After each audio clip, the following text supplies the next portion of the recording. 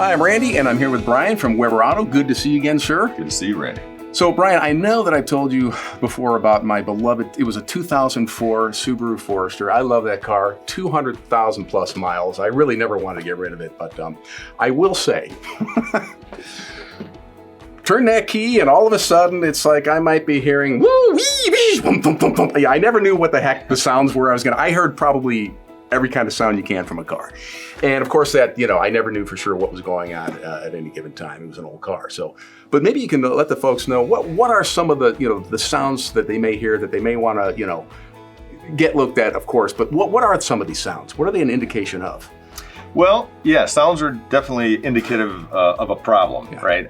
But you could have a whining or a squealing sound. That's generally a belt or some sort of belt accessory that's got a problem. Nevertheless, even though it's not a major engine function, belts are very important, and it can cause some big problems if you lose one. I figured. Ticking could be indicative of the engine being low on oil. Knocking is usually a much bigger problem. If you've got a knocking sound, it could be low on oil. It could be that there's some damage to the engine already. A scraping sound might be brakes. It could be something coming from under the hood, but it's not actually the engine.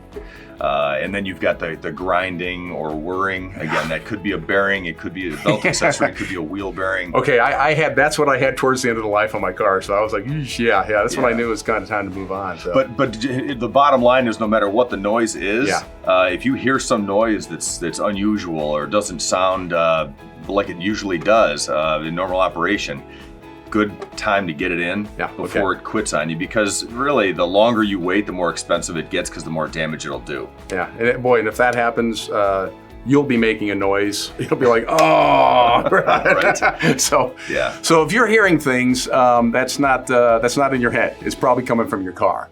And if it is, I think you want to check out the guys at Weber Automotive. And you can check out weberautomotive.com. A lot of other great blogs like this with some good information. So check it out. And definitely, if you're hearing things, give Brian and his crew a call. You'll take care of them, won't you? Absolutely, for sure. Make everything nice and silent. So thanks for joining us, and stop by again. Thanks, Randy.